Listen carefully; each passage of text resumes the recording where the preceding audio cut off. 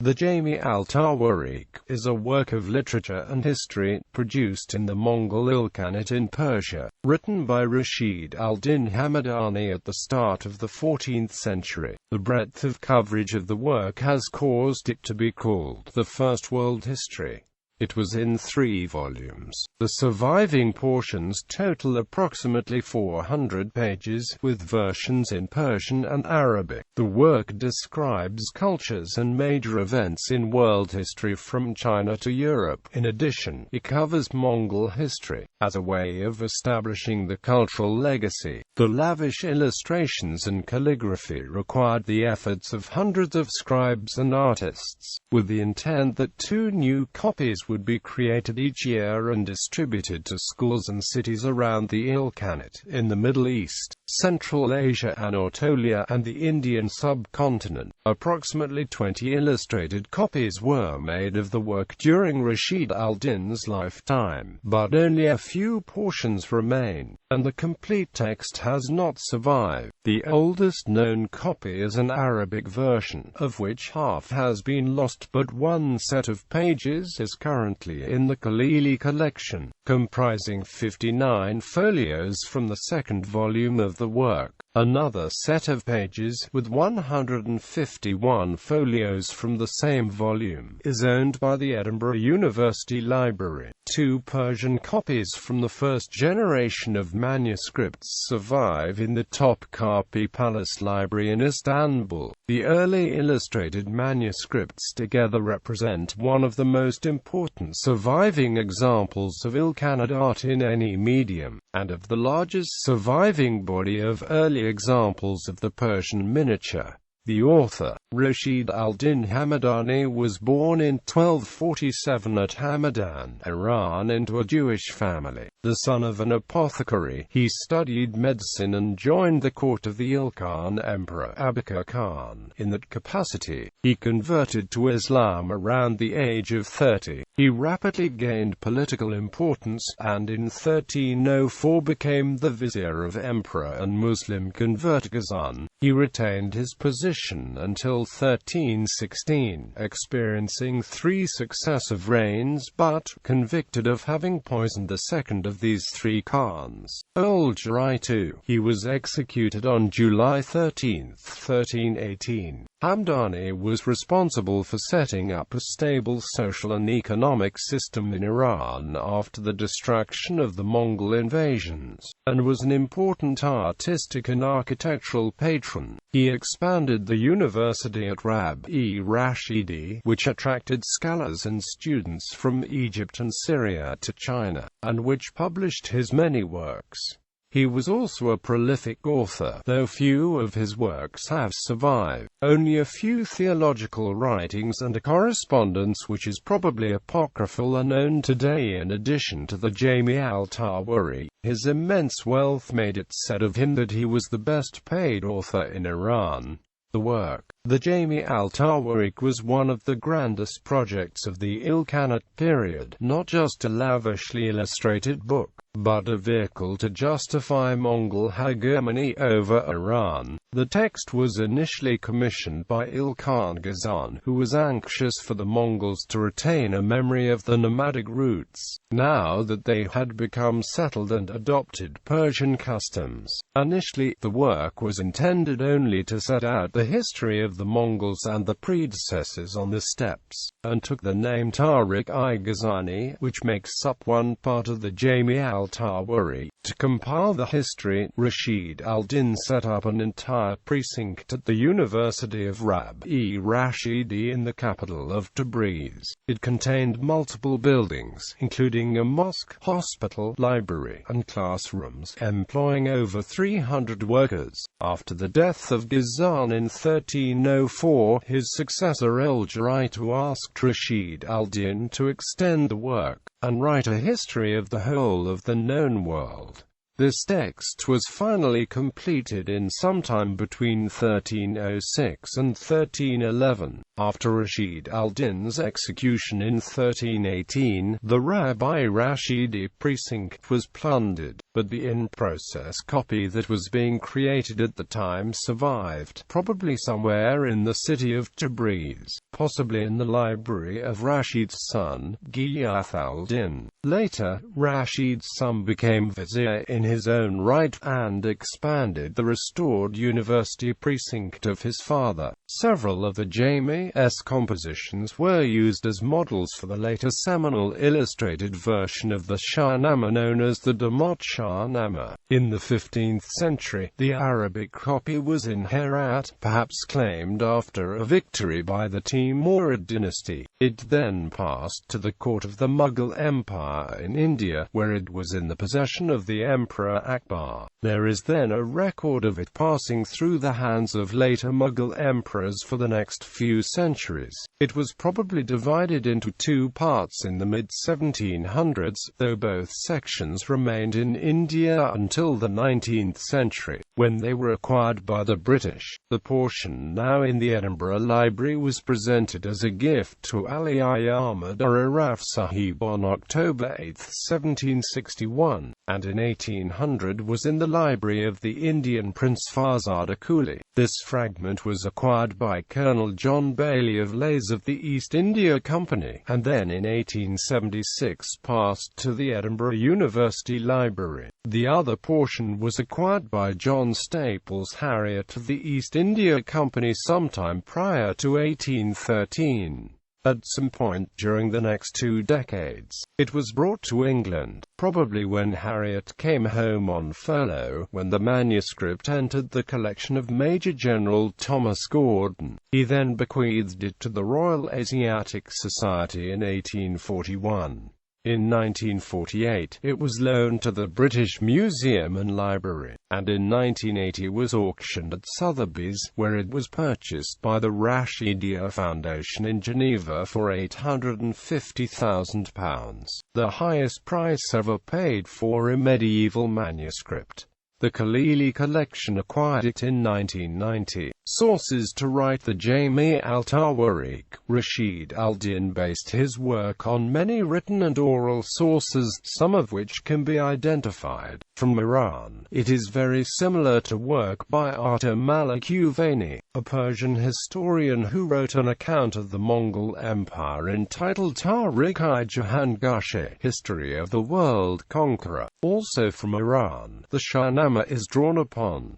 For Europe, the Chronicle of the Popes and the Emperors of Martin of Opava. For the Mongols, it seems that he had access to the Altandetta through the ambassador of the Great Khan to the court of the Ilkhanate. For China, the author knew the translation of 4 Chinese manuscripts, 3 on medicine and 1 on administration. Furthermore, it is known that he enjoyed calligraphy, painting and Chinese music. The links with this world were made all the easier because Mongols also ruled the Chinese Empire.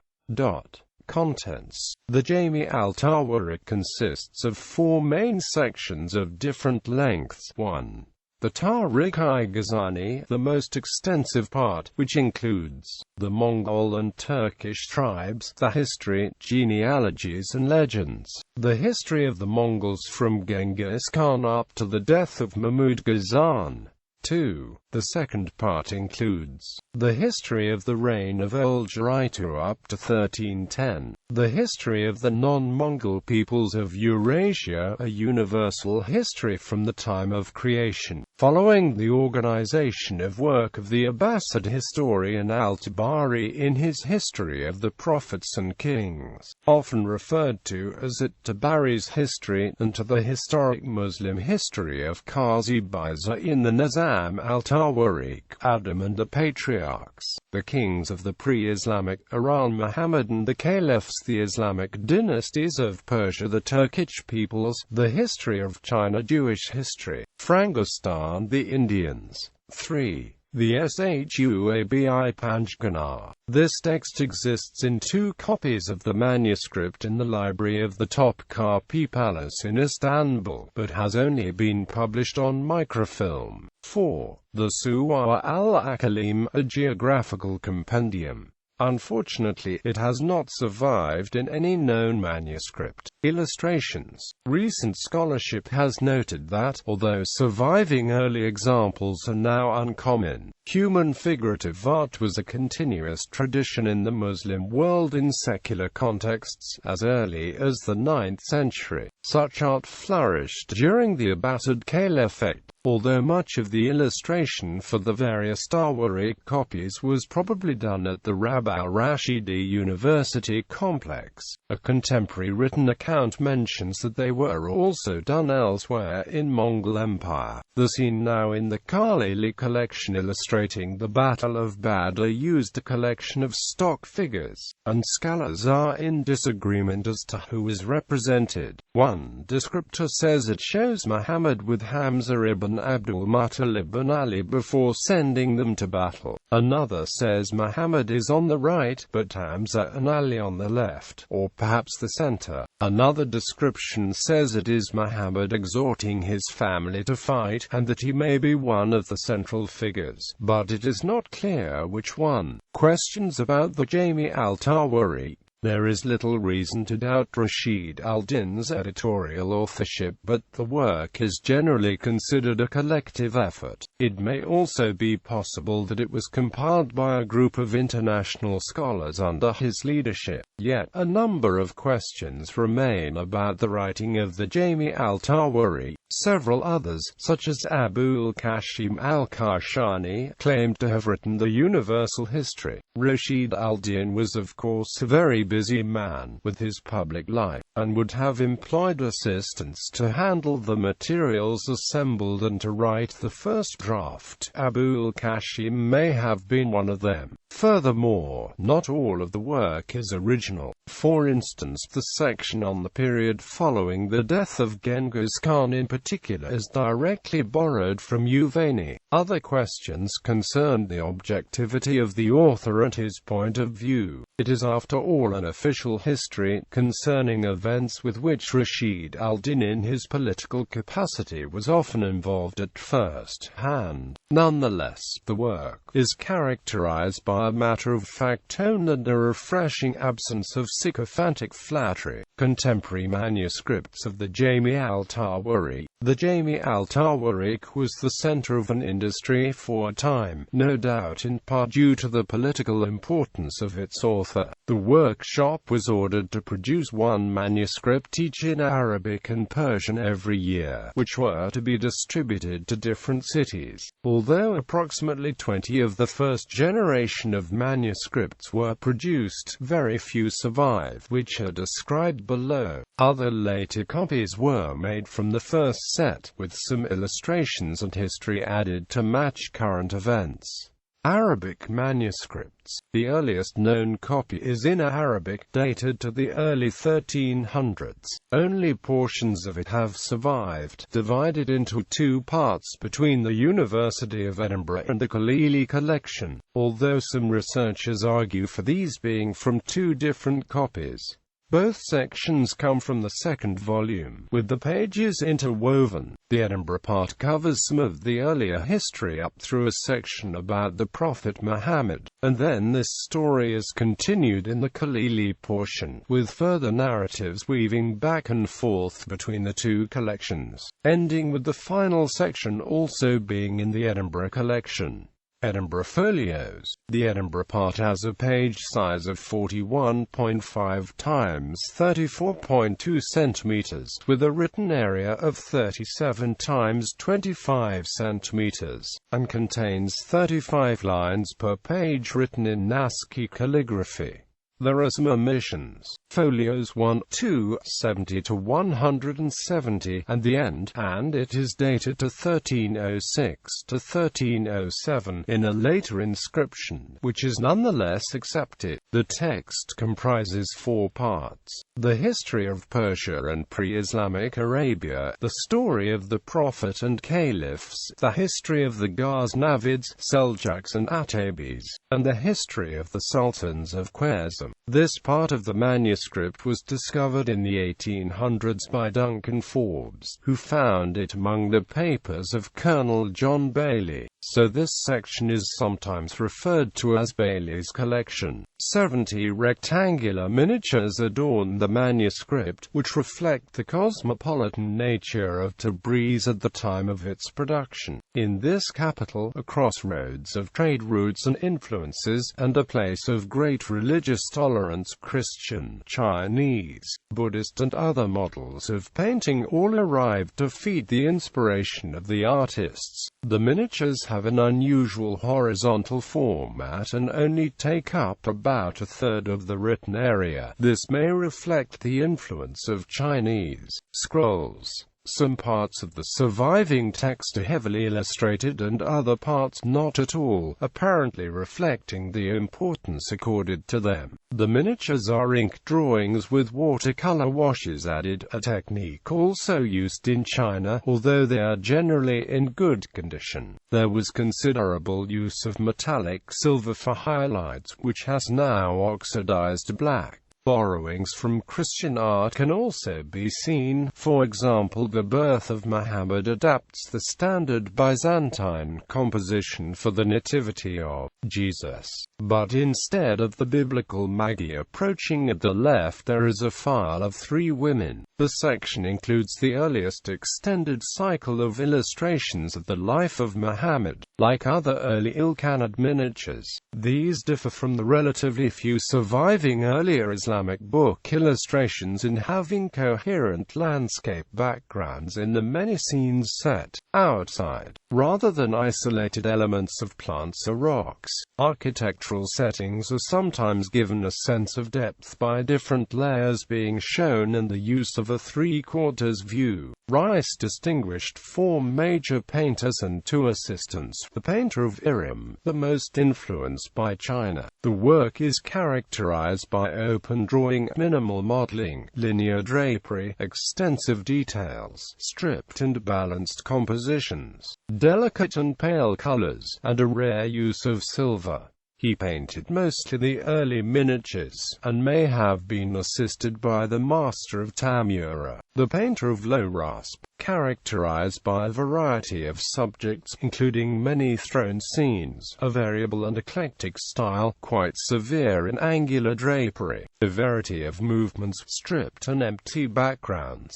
His absence of interest in landscape painting shows a lack of Chinese influences, which is compensated for by inspiration from Arab, Syrian and Mesopotamian painting. His work is of variable quality, and uses silver systematically. His assistant, the master of scenes from the life of the Prophet, the master of the battle scenes, a somewhat careless painter, as becomes evident when the number of arms does not match the number of characters, or a leg is missing among the horses. He is notable for a complete lack of focus and horror, and for strong symmetry. His compositions usually comprising 2 parties face-to-face composed of a leader and 2 or 3 followers. Decoration is limited to grass, indicated in small vegetative clumps, except during sieges and attacks on the city. The master of al-Parslin appears briefly at the end of the manuscript.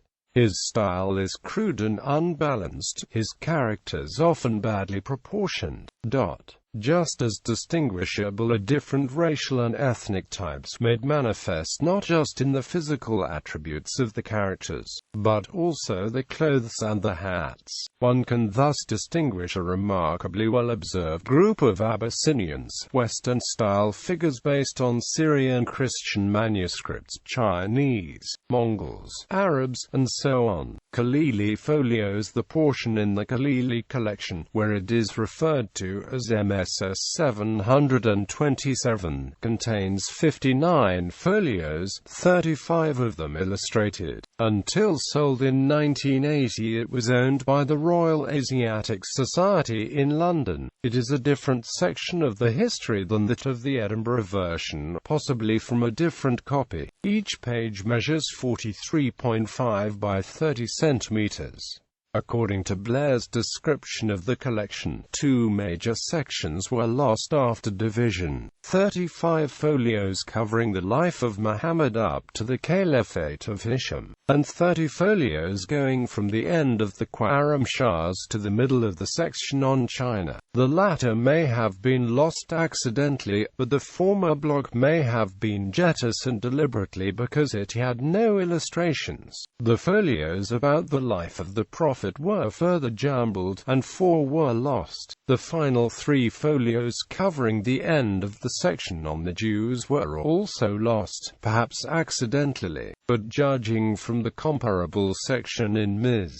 H. 1653, they had no illustrations and may also have been discarded. The manuscript was brought to Western attention by William Morley, who discovered it in 1841 while he was cataloguing the collection of the Royal Asiatic Society in London. For some time this collection was displayed in the King's Library of the British Museum. It includes 20 illustrations, plus 15 pages with portraits of the emperors of China. The text covers the history of Islam, the end of China's history, the history of India, and a fragment from the history of the Jews. The work of the painter of Lurasp and master of Alparslan is again evident. Some differences in style can be observed, but these can be attributed to the difference in date. A new painter appears for the portraits of Chinese leaders, which uses special techniques that seem to mimic those of Yuan mural painters, an attention to line and wash, and the use of black and bright red. This artist seems to be very familiar with China. The folios are dated 1314, and it was transcribed and illustrated into Breeze under the supervision of Rashid-al-Din. Persian manuscripts. There are 2 early 14th century copies in Persian in the Topkapi Palace Library, Istanbul, MSH 1653, made in 1314, which includes later additions on the Timurid era for Sultan Shahrukh. The full collection, known as the Majmu', contains Balami's version of Muhammad ibn Jarrah al-Tabari's chronicle, the Jami al-Tawarikh, and Nizam al-Din Shami's biography of Timur. The portions of the Jami cover most of the history of the Muhammad and the Caliphate, plus the post-Caliphate dynasties of the Ghaznavids, Seljuks, Khwarram Shahs and Ismailis, and the Turks.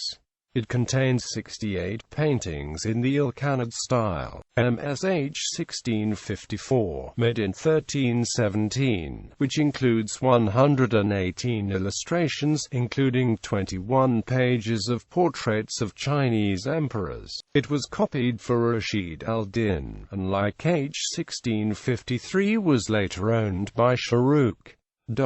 Later versions and manuscripts. Interest in the work continued after the Ilkhans were replaced as Persia's ruling dynasty by the Timurids. Timur's youngest son, Shahrukh, who ruled the eastern portion of the empire from 1405 to 47, owned incomplete copies of the Jami al-Tawarikh and commissioned his court historian Hafiz-i-Abru to complete it. The earliest dated manuscript made for Shahrukh includes the original text and additions by Hafiz-i-Abru, along with other histories, and is dated 1415 to 16. The Topkapi MSH 1653, discussed above, combines an incomplete Ilkhanate Jami with Timurid additions, which are dated 1425. Another Jami is in Paris, dated to about 1430, with 113 miniatures. Most of the miniatures for these volumes copy the horizontal format and other features of the Ilkhanate manuscripts, while retaining other features of Timurid style in costume, coloring and composition, using what is sometimes known as the historical style.